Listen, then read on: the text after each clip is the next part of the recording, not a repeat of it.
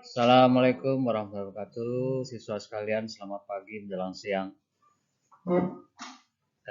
Pada saat ini kita akan membahas materi peta dan pemetaan.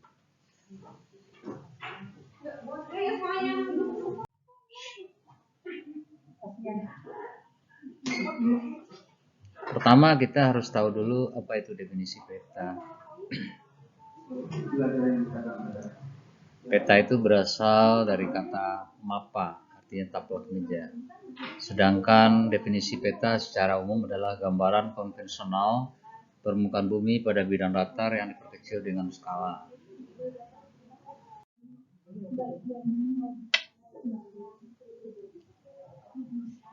Definisi lain daripada peta adalah gambaran atau representasi unsur-unsur penampakan abstrak yang dipilih dari permukaan bumi atau benda-benda angkasa. Itu menurut ICA. ICA adalah Badan Kartografi Internasional, International Cartography Association. Fungsi dan tujuan pembuatan peta. Pertama, fungsi dari pembuatan peta itu adalah menunjukkan posisi atau lokasi suatu tempat. Melalui peta tersebut, kita bisa mengetahui lokasi di muka bumi ini yang kita tuju.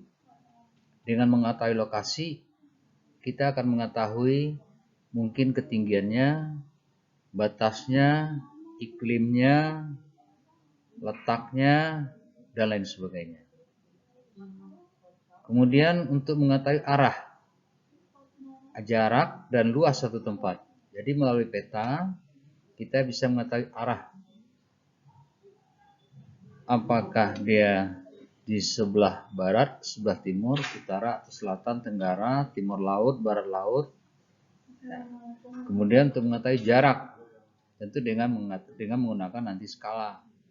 Dan untuk mengetahui luas satu tempat. Kemudian yang ketiga, mengetahui penampakan permukaan bumi. Melalui peta, kita bisa mengetahui apakah itu dataran tinggi, dataran rendah, pergunungan, laut dangkal, apakah itu persawahan, apakah itu rawa. Itu bisa diketahui dari warna peta. Kemudian melalui peta juga bisa menyajikan potensi suatu daerah. Jadi melalui peta, misalnya peta pertambangan, kita bisa mengetahui barang tambangnya apa, kemampuan produktivitasnya berapa. Nah, begitu juga daerah pertanian, jenis pertaniannya apa, berapa produksinya per bulan atau per tahun. Nah, itu hal-hal yang bisa diketahui dari peta.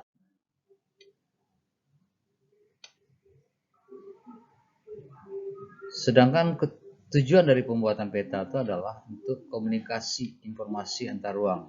Jadi melalui peta, ruang di muka bumi ini, ya, orang bisa melakukan komunikasi, ya, komunikasi secara tidak langsung. Ya. Orang bisa mengetahui letak, batas, jarak, ketinggian, iklimnya, flora faunanya, budayanya, dan lain-lain.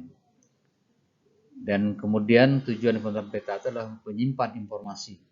Jadi seluruh informasi spasial, informasi keuangan geografi dapat disimpan melalui peta. Kemudian peta juga bisa digunakan sebagai alat suatu pekerjaan. Misalkan di dalam melaksanakan pembangunan suatu proyek jalan raya. Nah, melalui peta itu akan ketahuan nanti kontur tanahnya, ya, struktur tanahnya, kemudian juga bisa mengetahui kemiringan dari atau dip atau kemiringan daripada lereng daripada daerah yang kamu dikerjakan.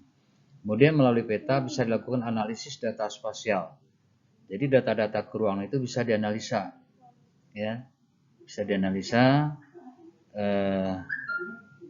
produktivitasnya berapa, cadangannya berapa, apakah mungkin untuk dieksploitasi atau tidak.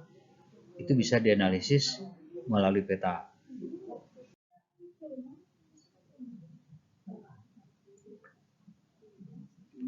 Jenis-jenis peta.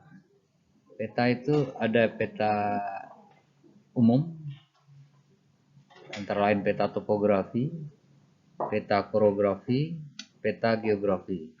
Sedangkan peta khusus itu bisa peta pariwisata, peta perhubungan, peta iklim, peta vegetasi, persebaran flora dan fauna, peta kependudukan, dan lain-lain. Itu peta khusus, peta tematik namanya.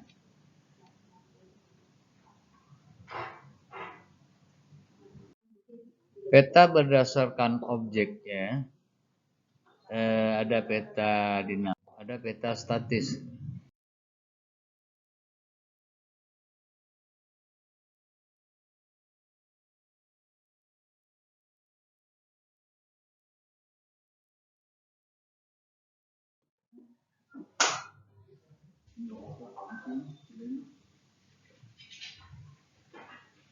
Peta berdasarkan skala, dibagi atas peta kadaster.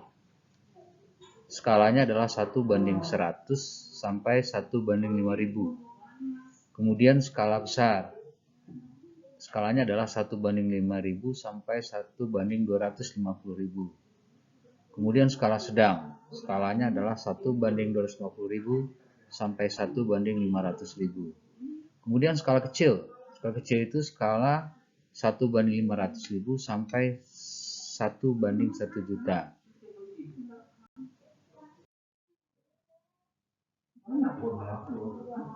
Demikianlah materi geografi pada hari ini.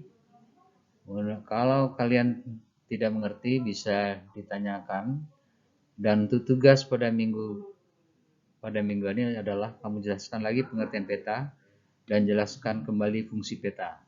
Terima kasih, sampai ketemu minggu depan. Selamat siang, wassalamualaikum warahmatullahi wabarakatuh.